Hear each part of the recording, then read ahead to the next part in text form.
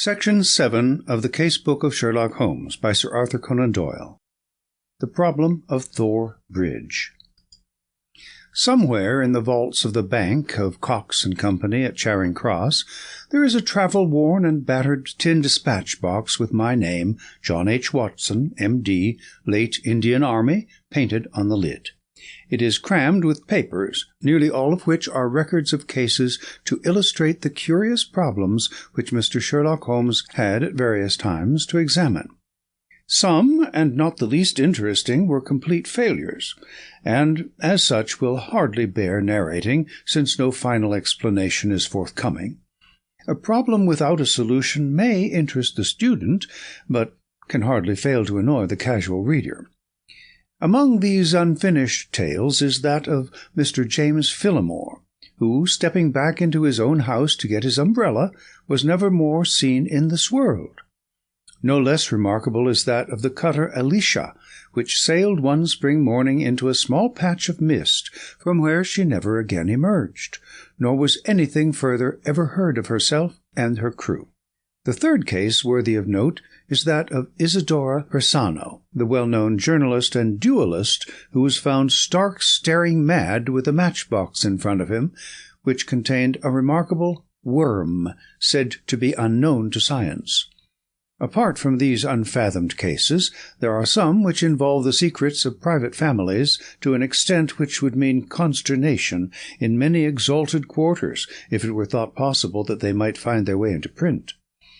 I need not say that such a breach of confidence is unthinkable, and that these records will be separated and destroyed now that my friend has time to turn his energies to the matter. There remain a considerable residue of cases of greater or less interest, which I might have edited before had I not feared to give the public a surfeit which might react upon the reputation of the man whom above all others I revere. In some I was myself concerned, and can speak as an eyewitness, while in others I was either not present or played so small a part that they could only be told as by a third person. The following narrative is drawn from my own experience. It was a wild morning in October, and I observed as I was dressing how the last remaining leaves were being whirled from the solitary plane tree which graces the yard behind our house. I descended to breakfast, prepared to find my companion in depressed spirits, for, like all great artists, he was easily impressed by his surroundings.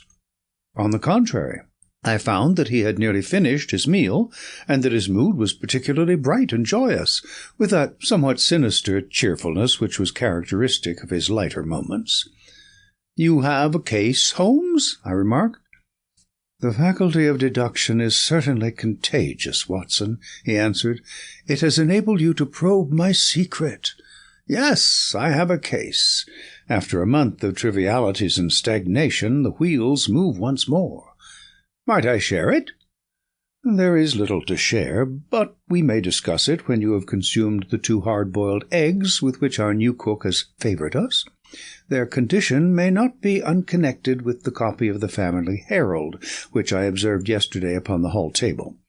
Even so trivial a matter as cooking an egg demands an attention which is conscious of the passage of time, and incompatible with the love romance in that excellent periodical."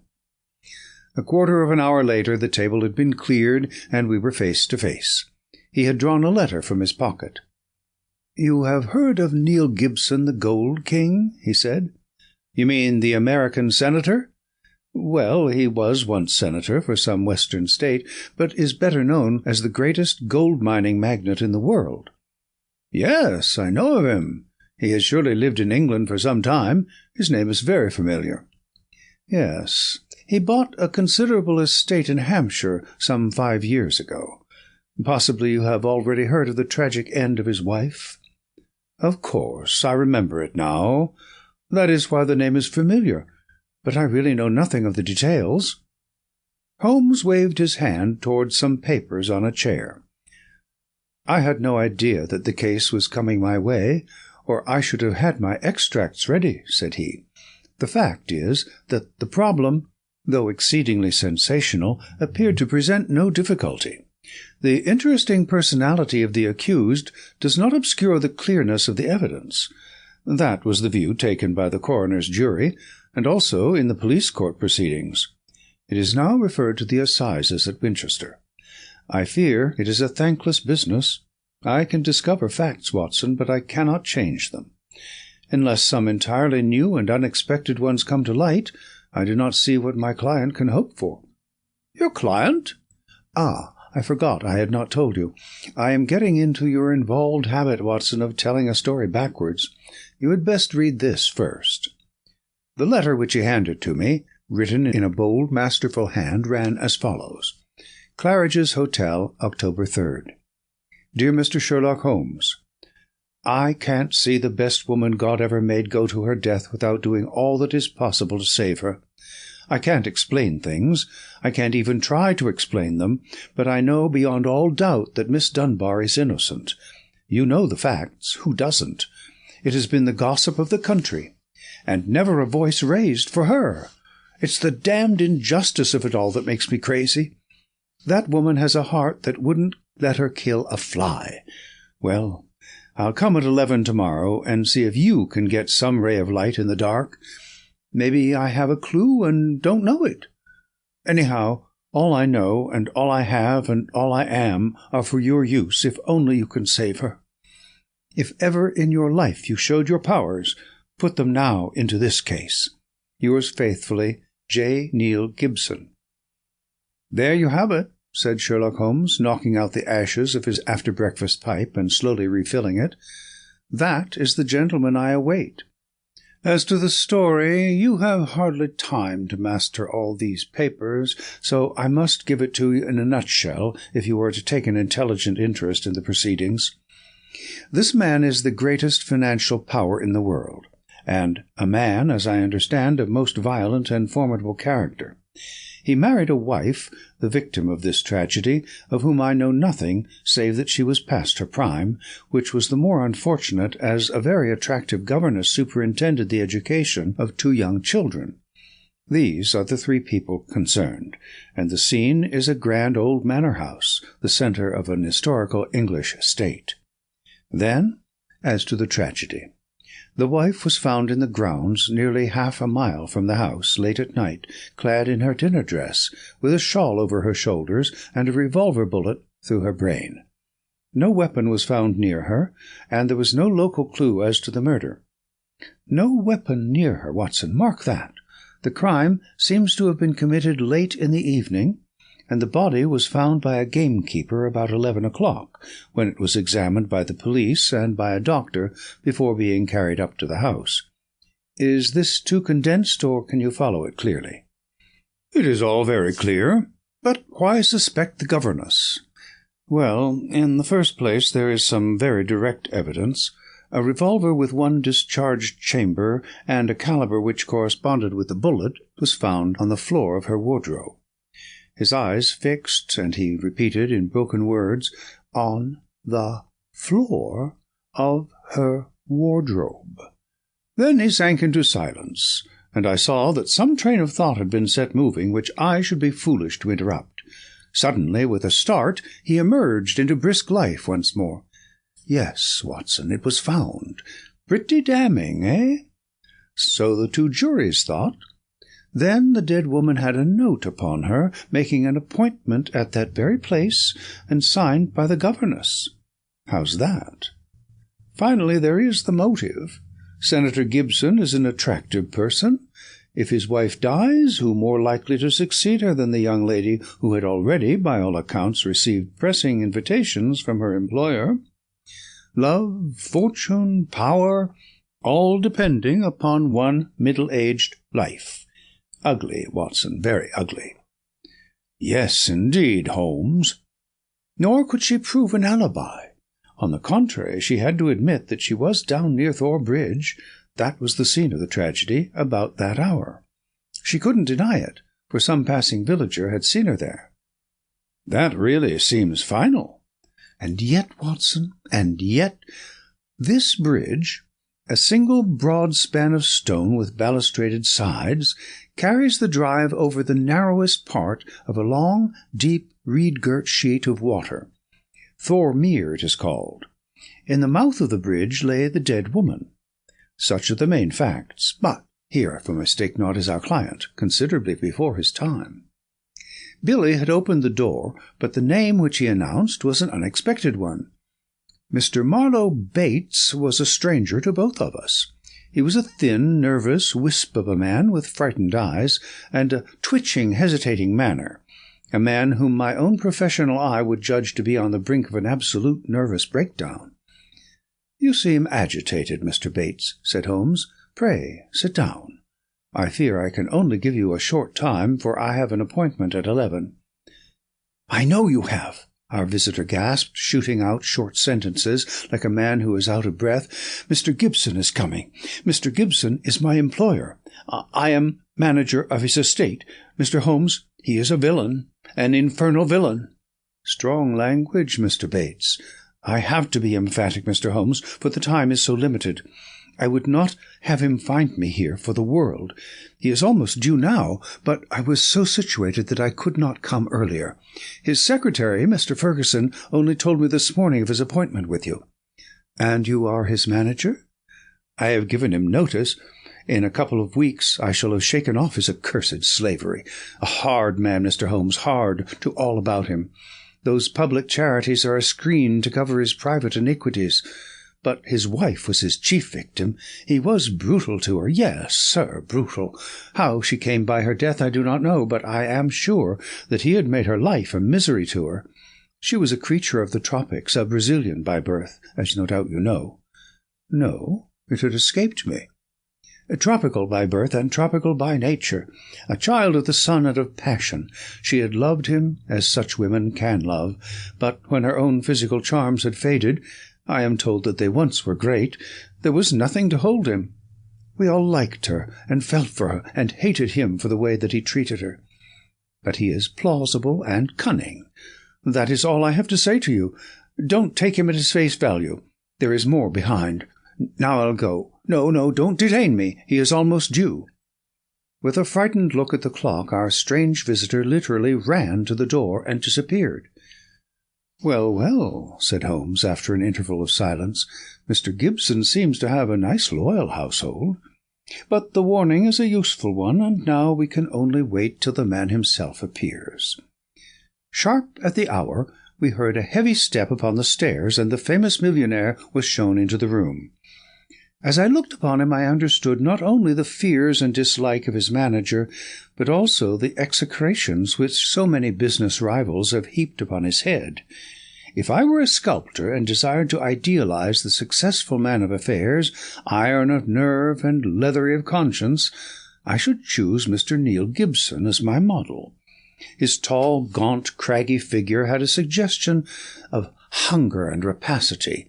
An Abraham Lincoln, keyed to base uses instead of high ones, would give some idea of the man. His face might have been chiseled in granite, hard-set, craggy, remorseless, with deep lines upon it, the scars of many a crisis. Cold grey eyes, looking shrewdly out from under bristling brows, surveyed us each in turn. He bowed in perfunctory fashion as Holmes mentioned my name, and then, with a masterful air of possession, he drew a chair up to my companion and seated himself with his bony knees almost touching him. "Let me say right here, Mr. Holmes," he began, "that money is nothing to me in this case. You can burn it if it's any use in lighting you to the truth. This woman is innocent, and this woman has to be cleared, and it's up to you to do it. Name your figure." "My professional charges are upon a fixed scale," said Holmes coldly. "I do not vary them, save when I remit them altogether." "Well, if dollars make no difference to you, think of the reputation. If you pull this off, every paper in England and America will be booming you. You'll be the talk of 2 continents. "Thank you, Mr. Gibson. I do not think that I am in need of booming. It may surprise you to know that I prefer to work anonymously, and that it is the problem itself which attracts me. But we are wasting time. Let us get down to the facts." "I think that you will find all the main ones in the press reports. I don't know that I can add anything which will help you. But if there is anything you would wish more light upon, well, I am here to give it." "Well, there is just one point." "What is it?" What were the exact relations between you and Miss Dunbar?" The Gold King gave a violent start and half rose from his chair. Then his massive calm came back to him.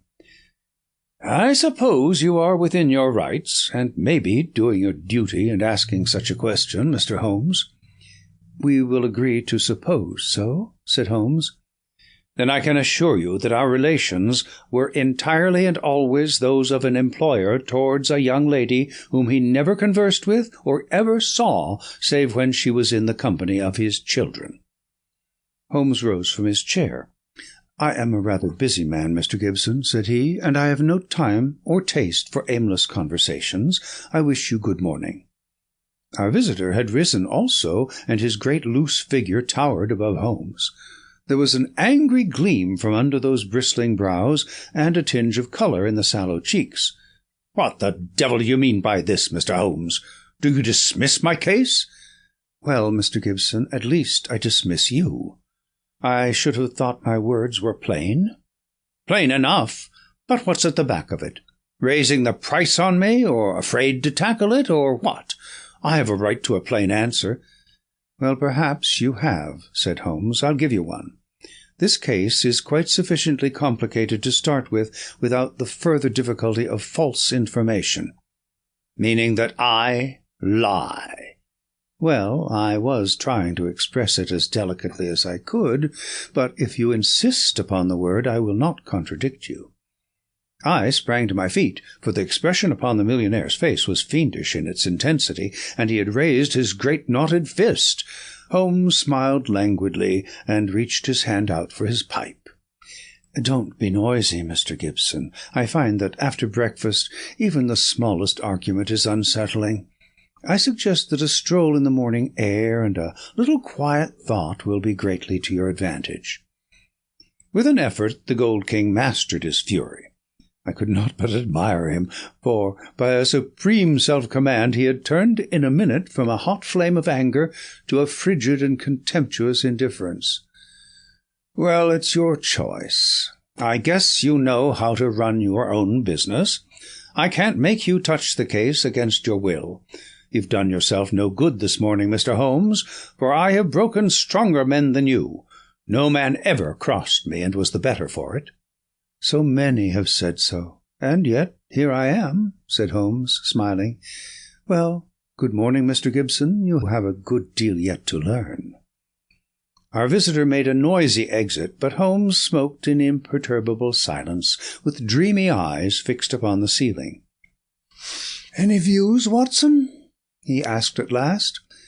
"Well, Holmes, I must confess that when I consider that this is a man who would certainly brush any obstacle from his path, and when I remember that his wife may have been an obstacle and an object of dislike, as that man Bates plainly told us, it seems to me—" "Exactly, and to me also." "But what were his relations with the governess, and how did you discover them?" "Bluff, Watson, bluff. When I considered the passionate, unconventional, unbusinesslike tone of his letter, and contrasted it with his self-contained manner and appearance, it was pretty clear that there was some deep emotion which centred upon the accused woman, rather than upon the victim. We've got to understand the exact relations of those three people, if we are to reach the truth. You saw the frontal attack which I made upon him, and how imperturbably he received it. Then I bluffed him by giving him the impression that I was absolutely certain, when in reality I was only extremely suspicious." "Perhaps he will come back?" "He is sure to come back. He must come back. He can't leave it where it is. Ha! Isn't that a ring? Yes, there is his footstep. Well, Mr. Gibson, I was just saying to Dr. Watson that you were somewhat overdue." The Gold King had re-entered the room in a more chastened mood than he had left it. His wounded pride still showed in his resentful eyes, but his common sense had shown him that he must yield if he would attain his end. "I've been thinking it over, Mr. Holmes, and I feel that I have been hasty in taking your remarks amiss. You're justified in getting down to the facts, whatever they may be, and I think the more of you for it. I can assure you, however, that the relations between Miss Dunbar and me don't really touch this case. That is for me to decide, is it not?" "Yes, I guess that is so. You're like a surgeon who wants every symptom before he can give his diagnosis." "Exactly. That expresses it. And it is only a patient who has an object in deceiving his surgeon who would conceal the facts of his case." "That may be so. But you will admit, Mr. Holmes, that most men would shy off a bit when they are asked point-blank what their relations with a woman may be, if there is really some serious feeling in the case. I guess most men have a little private reserve of their own, in some corner of their souls, where they don't welcome intruders. And you burst suddenly into it. But the object excuses you, since it was to try and save her. Well, the stakes are down, and the reserve open, and you can explore where you will. What is it you want?" "The truth." The Gold King paused for a moment as one who marshals his thoughts. His grim, deep-lined face had become even sadder and more grave. "I can give it to you in a very few words, Mr. Holmes," he said at last. "There are some things that are painful as well as difficult to say, so I won't go deeper than is needful. I met my wife when I was gold hunting in Brazil. Maria Pinto was the daughter of a government official in Manaus, and she was very beautiful. I was young and ardent in those days, but even now, as I look back with colder blood and a more critical eye, I can see that she was rare and wonderful in her beauty. It was a deep, rich nature, too, passionate, whole-hearted, tropical, ill-balanced, very different from the American women whom I had known. Well, to make a long story short, I loved her, and I married her.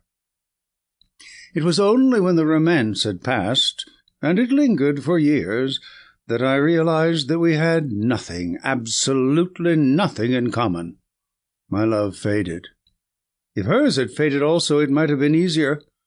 But you know the wonderful way of women.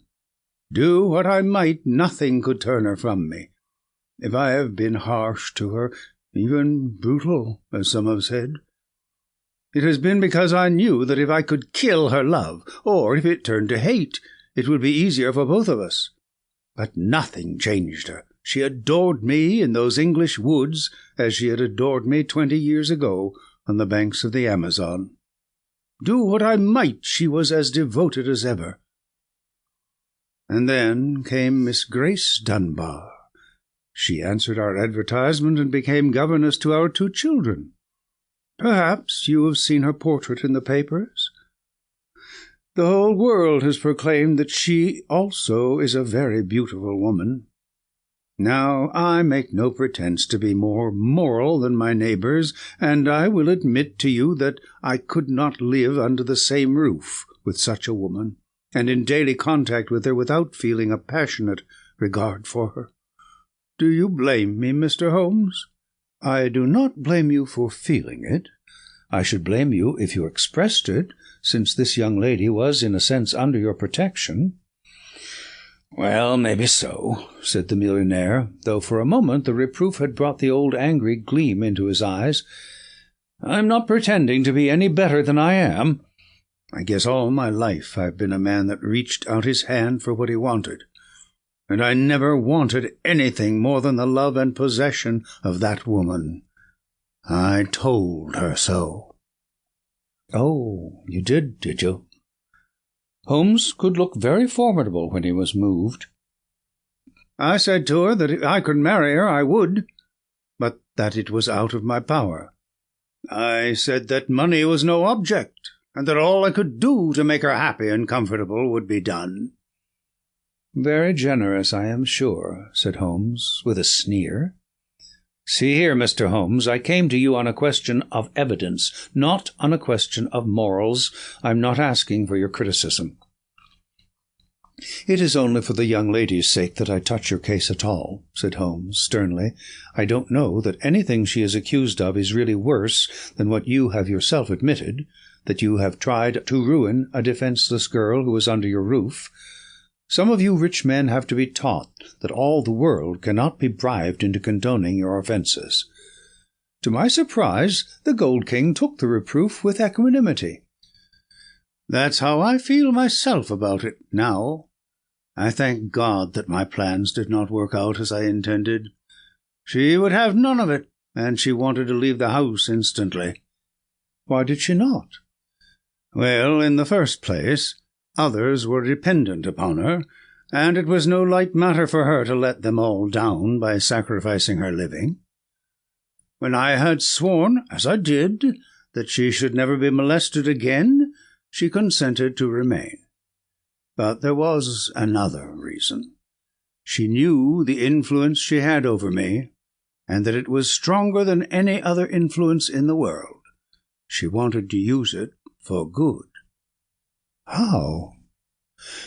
Well, she knew something of my affairs. They are large, Mr. Holmes, large beyond the belief of an ordinary man. I can make or break, and it is usually break.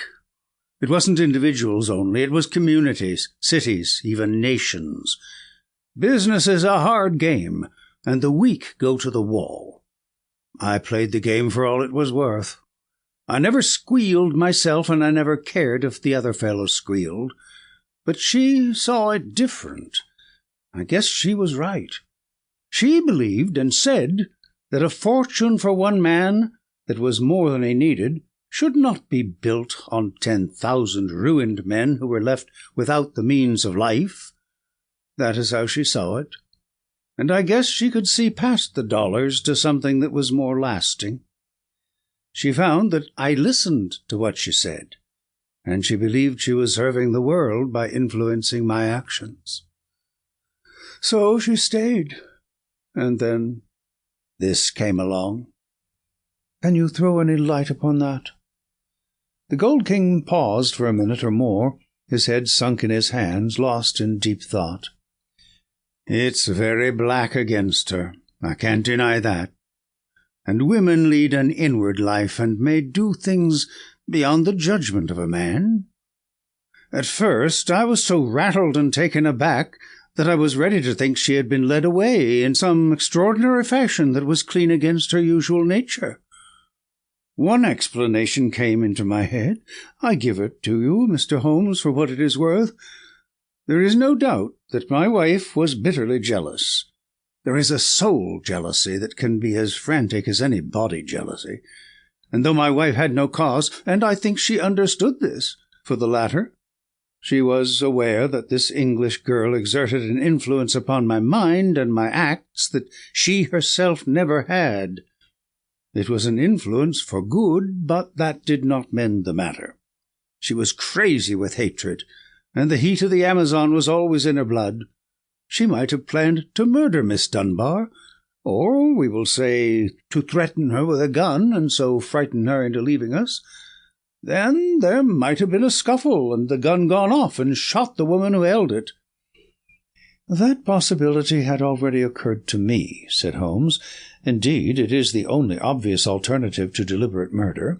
But she utterly denies it. Well, that is not final, is it? One can understand that a woman placed in so awful a position might hurry home, still in her bewilderment holding the revolver. She might even throw it down among her clothes, hardly knowing what she was doing, and when it was found she might try to lie her way out by a total denial, since all explanation was impossible. What is against such a supposition? Miss Dunbar herself! Well, perhaps. Holmes looked at his watch. I have no doubt we can get the necessary permits this morning to reach Winchester by the evening train. When I have seen this young lady, it is very possible that I may be of more use to you in the matter, though I cannot promise that my conclusions will necessarily be such as you desire. There was some delay in the official pass, and instead of reaching Winchester that day, we went down to Thor Place, the Hampshire estate of Mr. Neil Gibson. He did not accompany us himself, but we had the address of Sergeant Coventry of the local police, who had first examined into the affair. He was a tall, thin, cadaverous man with a secretive and mysterious manner, which conveyed the idea that he knew or suspected a very great deal more than he dared say. He had a trick, too, of suddenly sinking his voice to a whisper, as if he had come upon something of vital importance, though the information was usually commonplace enough. Behind these tricks of manner he soon showed himself to be a decent, honest fellow, who was not too proud to admit that he was out of his depth and would welcome any help. "Anyhow, I'd rather have you than Scotland Yard, Mr. Holmes," said he. "If the Yard gets called into a case, then the local loses all credit for success and may be blamed for failure. Now you play straight, so I've heard." "I need not appear in the matter at all," said Holmes, to the evident relief of our melancholy acquaintance. "If I can clear it up, I don't ask to have my name mentioned." "Well, that's very handsome of you, I am sure. And your friend Dr. Watson can be trusted, I know. No, Mr. Holmes, as we walk down to the place, there is one question I should like to ask you. I'd breathe it to no soul but you." He looked round as though he hardly dare utter the words. "Don't you think there might be a case against Mr. Neil Gibson himself?" "I have been considering that." "You've not seen Miss Dunbar. She is a wonderful fine woman in every way. He may well have wished his wife out of the road. And these Americans are readier with pistols than our folk are. It was his pistol, you know." "Was that clearly made out?" "Yes, sir. It was one of a pair that he had." "One of a pair? Where's the other?" "Well, the gentleman has a lot of firearms of one sort and another. We never quite matched that particular pistol, but the box was made for two." "If it was one of a pair, you should surely be able to match it." "Well, we have them all laid out at the house, if you would care to look them over." "Later, perhaps. I think we will walk down together and have a look at the scene of the tragedy." This conversation had taken place in the little front room of Sergeant Coventry's humble cottage, which served as the local police station. A walk of half a mile or so across a wind-swept heath, all gold and bronze with the fading ferns, brought us to a side gate opening into the grounds of the Thor Place estate. A path led us through the pheasant preserves, and then, from a clearing, we saw the wide-spread, half-timbered house, half Tudor and half Georgian, upon the crest of the hill. Beside us there was a long, reedy pool, constricted in the centre where the main carriage drive passed over a stone bridge, but swelling into small lakes on either side. Our guide paused at the mouth of this bridge, and he pointed to the ground. "That was where Mrs. Gibson's body lay. I marked it by that stone. I understand that you were there before it was moved?" "Yes, they sent for me at once." "Who did?" "Mr. Gibson himself. The moment the alarm was given, and he had rushed down with others from the house, he insisted that nothing should be moved until the police should arrive." "That was sensible. I gathered from the newspaper report that the shot was fired from close quarters." "Yes, sir, very close." "Near the right temple?" "Just behind it, sir." "How did the body lie?" "On the back, sir. No trace of a struggle. No marks, no weapon. The short note from Miss Dunbar was clutched in her left hand." "Clutched, you say?" "Yes, sir. We could hardly open the fingers." "That is of great importance. It excludes the idea that anyone could have placed the note there after death in order to furnish a false clue. Dear me. The note, as I remember, was quite short. 'I will be at Thor Bridge at 9 o'clock. G. Dunbar.' Was that not so?" "Yes, sir."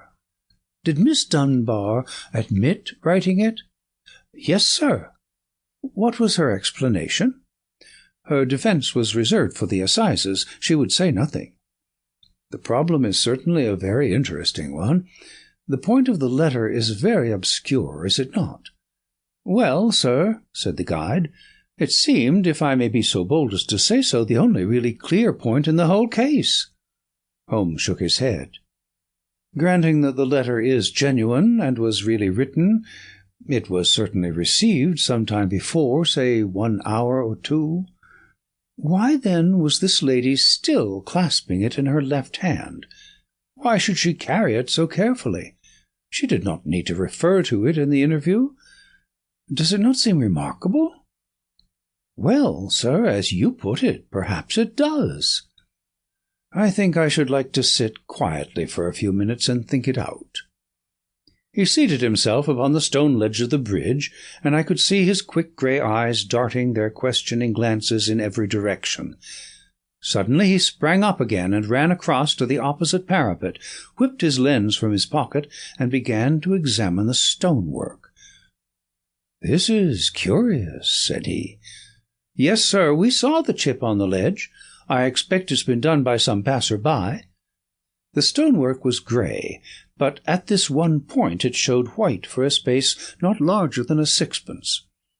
When examined closely, one could see that the surface was chipped as by a sharp blow. "It took some violence to do that," said Holmes thoughtfully. With his cane he struck the ledge several times without leaving a mark. "Yes, it was a hard knock. In a curious place, too. It was not from above, but from below, for you see that it is on the lower edge of the parapet. But it is at least 15 feet from the body." "Yes, it is 15 feet from the body. It may have nothing to do with the matter, but it is a point worth noting. I do not think that we have anything more to learn here. There were no footsteps, you say?" "The ground was iron hard, sir. There were no traces at all." "Then we can go. We will go up to the house first and look over these weapons of which you speak. Then we shall get on to Winchester, for I should desire to see Miss Dunbar before we go farther." Mr. Neil Gibson had not returned from town, but we saw in the house the neurotic Mr. Bates, who had called upon us in the morning. He showed us with a sinister relish the formidable array of firearms of various shapes and sizes which his employer had accumulated in the course of an adventurous life. "Mr. Gibson has his enemies, as anyone would expect who knew him and his methods," said he. "He sleeps with a loaded revolver in the drawer beside his bed. He is a man of violence, sir, and there are times when all of us are afraid of him. I am sure that the poor lady who has passed was often terrified." "Did you ever witness physical violence towards her?" "No, I cannot say that. But I have heard hard words which were nearly as bad, words of cold, cutting contempt, even before the servants." "A millionaire does not seem to shine in private life," remarked Holmes, as we made our way to the station. "Well, Watson, we have come on a good many facts, some of them new ones, and yet I seem some way from my conclusion. In spite of the very evident dislike which Mr. Bates has to his employer, I gather from him that when the alarm came he was undoubtedly in his library. Dinner was over at 8:30, and all was normal up till then. It is true that the alarm was somewhat late in the evening, but the tragedy certainly occurred about the hour named in the note. There is no evidence at all that Mr. Gibson had been out of doors since his return from town at 5 o'clock. On the other hand, Miss Dunbar, as I understand it, admits that she had made an appointment to meet Mrs. Gibson at the bridge. Beyond this she would say nothing, as her lawyer had advised her to reserve her defence. We have several very vital questions to ask that young lady, and my mind will not be easy until we have seen her. I must confess that the case would seem to me to be very black against her, if it were not for one thing." "And what is that, Holmes?" "The finding of the pistol in her wardrobe." "Dear me, Holmes," I cried, "that seemed to me the most damning incident of all." "Not so, Watson. It had struck me even at my first perfunctory reading as very strange, and now that I am in closer touch with the case, it is my only firm ground for hope. We must look for consistency. Where there is a want of it, we must suspect deception." "I hardly follow you." "Well now, Watson, suppose for a moment that we visualize you in the character of a woman who, in a cold, premeditated fashion, is about to get rid of a rival. You have planned it. A note has been written. The victim has come. You have your weapon. The crime is done. It has been workmanlike and complete. Do you tell me that after carrying out so crafty a crime, you would now ruin your reputation as a criminal by forgetting to fling your weapon into those adjacent reed beds which would forever cover it? But you must needs carry it carefully home and put it in your own wardrobe, the very first place that would be searched? Your best friends would hardly call you a schemer, Watson, and yet I could not picture you doing anything so crude as that. In the excitement of the moment— No, Watson, I will not admit that it is possible. Where a crime is coolly premeditated, then the means of covering it are coolly premeditated also. I hope, therefore, that we are in the presence of a serious misconception. But there is so much to explain. Well, we shall set about explaining it. When once your point of view is changed, the very thing which was so damning becomes a clue to the truth. For example, there is this revolver. Miss Dunbar disclaims all knowledge of it. On our new theory, she is speaking truth when she says so. Therefore, it was placed in her wardrobe. Who placed it there? Someone who wished to incriminate her. Was not that person the actual criminal? You see how we come at once upon a most fruitful line of inquiry. We were compelled to spend the night at Winchester, as the formalities had not yet been completed, but next morning, in the company of Mr. Joyce Cummings, the rising barrister who was entrusted with the defence, we were allowed to see the young lady in her cell. I had expected from all that we had heard to see a beautiful woman, but I can never forget the effect which Miss Dunbar produced upon me.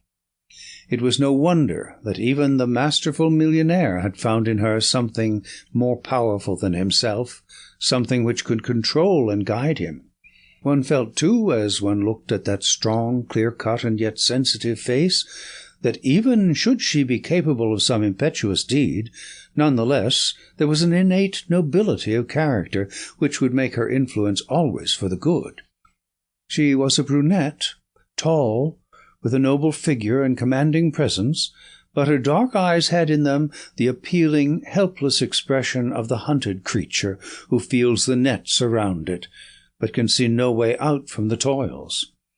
Now, as she realized the presence and the help of my famous friend, there came a touch of colour in her wan cheeks, and a light of hope began to glimmer in the glance which she turned upon us.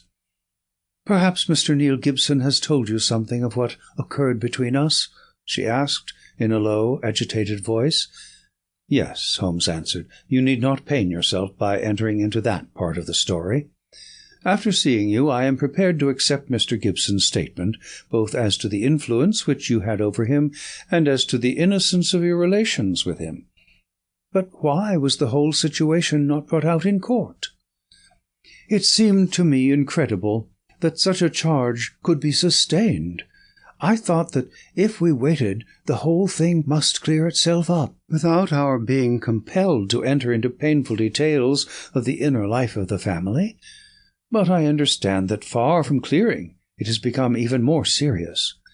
"My dear young lady," cried Holmes earnestly, "I beg you to have no illusions upon the point. Mr. Cummings here would assure you that all the cards are at present against us, and that we must do everything that is possible if we are to win clear. It would be a cruel deception to pretend that you are not in very great danger. Give me all the help you can, then, to get at the truth. I will conceal nothing. Tell us, then, of your true relations with Mr. Gibson's wife." "She hated me, Mr. Holmes. She hated me with all the fervour of her tropical nature. She was a woman who would do nothing by halves, and the measure of her love for her husband was the measure also of her hatred for me. It is probable that she misunderstood our relations. I would not wish to wrong her, but she loved so vividly in a physical sense that she could hardly understand the mental and even spiritual tie which held her husband to me, or imagine that it was only my desire to influence his power to good ends which kept me under his roof. I can see now that I was wrong.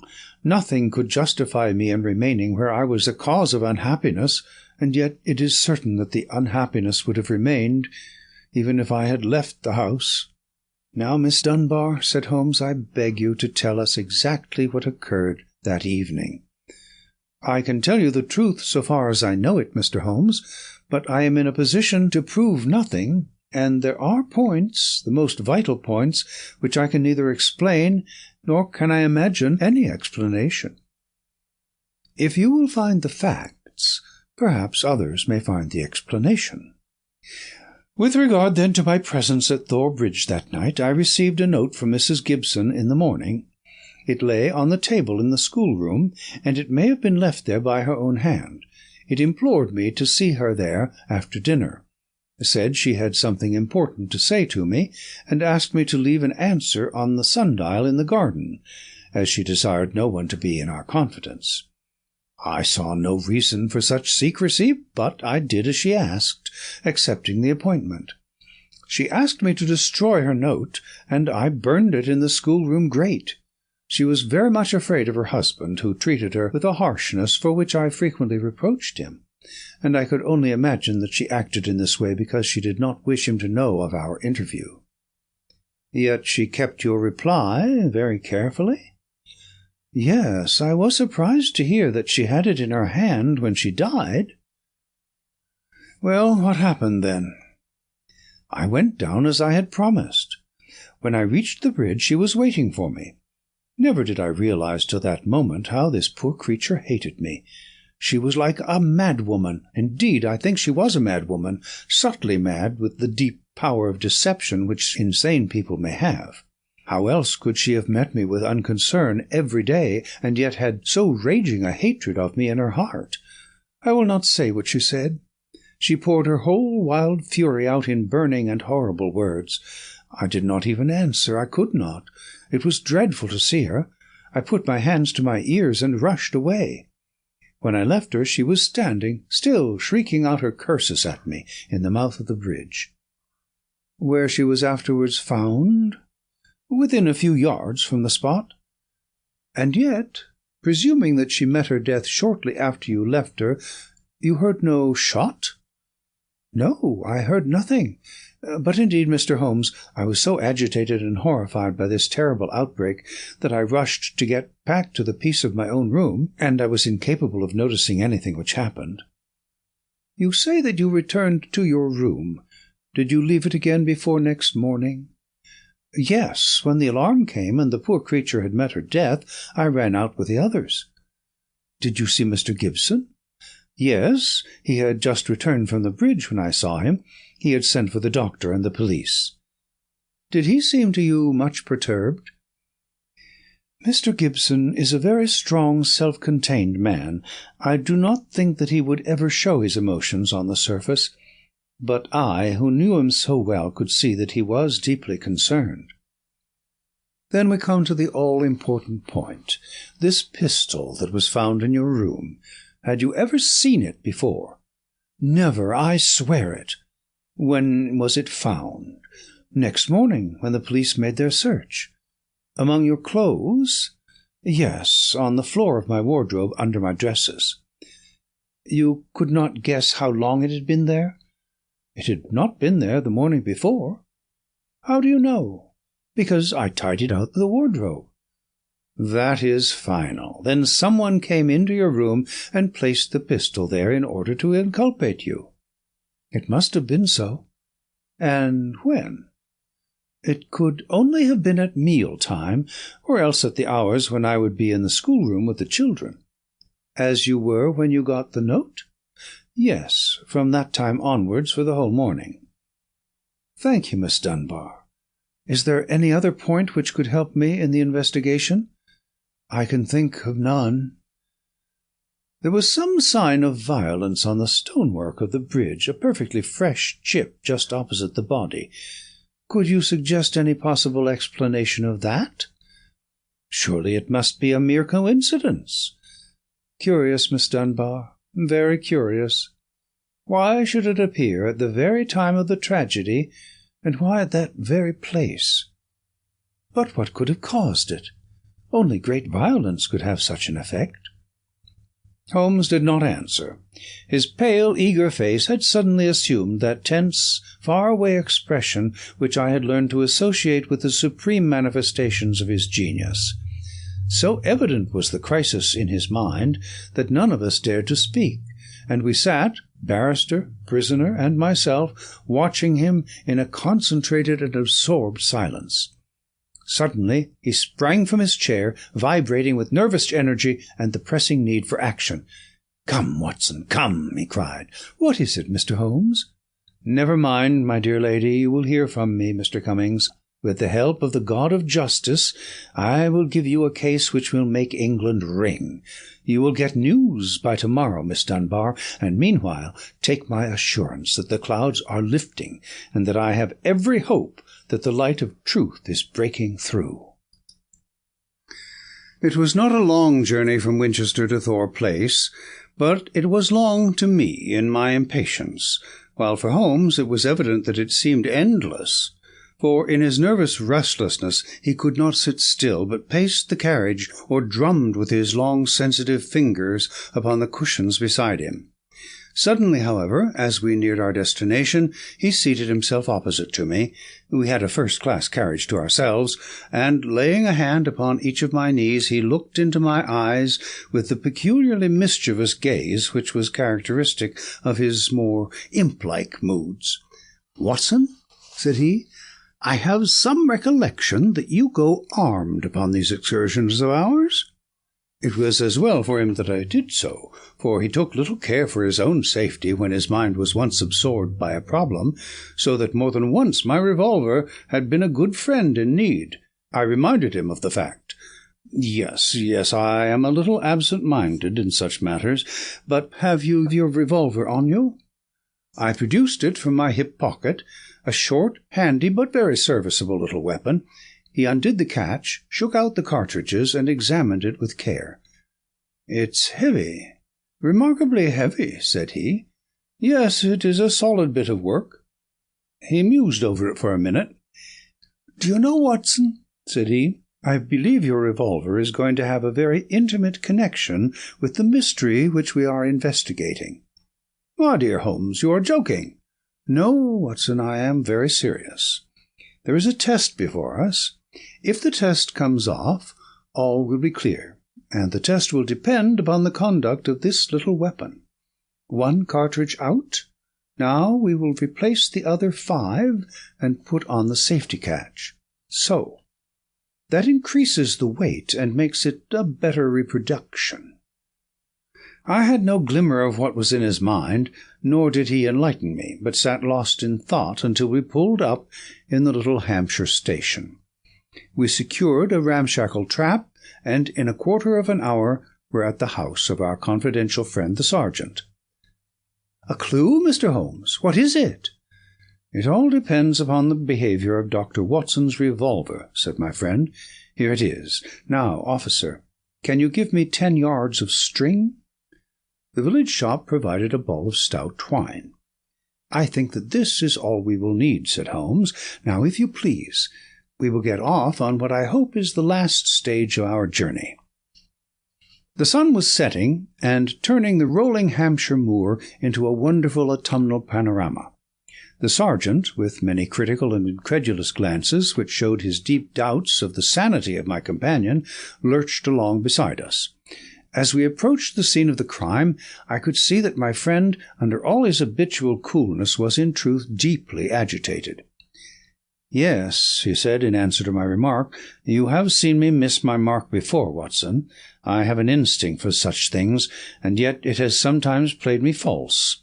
It seemed a certainty when first it flashed across my mind in the cell at Winchester, but one drawback of an active mind is that one can always conceive alternative explanations which would make our scent a false one. And yet, well, Watson, we can but try." As he walked, he had firmly tied one end of the string to the handle of the revolver. We had now reached the scene of the tragedy. With great care, he marked out, under the guidance of the policeman, the exact spot where the body had been stretched. He then hunted among the heather and ferns until he found a considerable stone. This he secured to the other end of his line of string, and he hung it over the parapet of the bridge so that it swung clear above the water. He then stood on the fatal spot some distance from the edge of the bridge, with my revolver in his hand, the string being taut between the weapon and the heavy stone on the farther side. "Now for it!" he cried. At the words, he raised the pistol to his head, and then let go his grip. In an instant it had been whisked away by the weight of the stone, had struck with a sharp crack against the parapet, and had vanished over the side into the water. It had hardly gone before Holmes was kneeling beside the stonework, and a joyous cry showed that he had found what he expected. "Was there ever a more exact demonstration?" he cried. "See, Watson, your revolver has solved the problem." As he spoke, he pointed to a second chip of the exact size and shape of the first, which had appeared on the underside of the stone balustrade. "We'll stay at the inn tonight," he continued, as he rose and faced the astonished sergeant. "You will, of course, get a grappling hook, and you will easily restore my friend's revolver.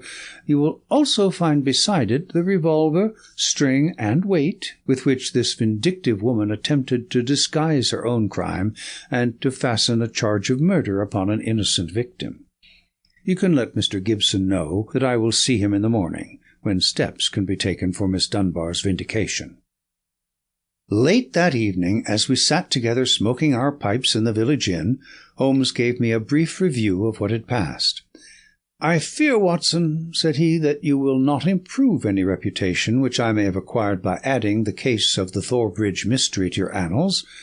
I have been sluggish in mind, and wanting in that mixture of imagination and reality which is the basis of my art.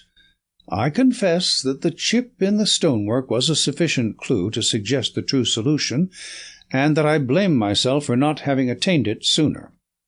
It must be admitted that the workings of this unhappy woman's mind were deep and subtle, so that it was no very simple matter to unravel her plot. I do not think that in our adventures we have ever come across a stranger example of what perverted love can bring about. Whether Miss Dunbar was her rival in a physical or in a merely mental sense seems to have been equally unforgivable in her eyes. No doubt she blamed this innocent lady for all those harsh dealings and unkind words with which her husband tried to repel her too demonstrative affection. Her first resolution was to end her own life. Her second was to do it in such a way as to involve her victim in a fate which was worse far than any sudden death could be. We can follow the various steps quite clearly, and they show a remarkable subtlety of mind. A note was extracted very cleverly from Miss Dunbar, which would make it appear that she had chosen the scene of the crime. In her anxiety that it should be discovered, she somewhat overdid it by holding it in her hand to the last. This alone should have excited my suspicions earlier than it did. Then she took one of her husband's revolvers — there was, as you saw, an arsenal in the house — and kept it for her own use. A similar one she concealed that morning in Miss Dunbar's wardrobe after discharging one barrel, which she could easily do in the woods without attracting attention. She then went down to the bridge, where she had contrived this exceedingly ingenious method for getting rid of her weapon. When Miss Dunbar appeared, she used her last breath in pouring out her hatred, and then, when she was out of hearing, carried out her terrible purpose. Every link is now in its place, and the chain is complete. The papers may ask why the mere was not dragged in the first instance, but it is easy to be wise after the event, and in any case the expanse of a reed-filled lake is no easy matter to drag unless you have a clear perception of what you are looking for and where. Well, Watson, we have helped a remarkable woman, and also a formidable man. Should they in the future join their forces, as seems not unlikely, the financial world may find that Mr. Neil Gibson has learned something in that schoolroom of sorrow where our earthly lessons are taught. End of the problem of Thor Bridge.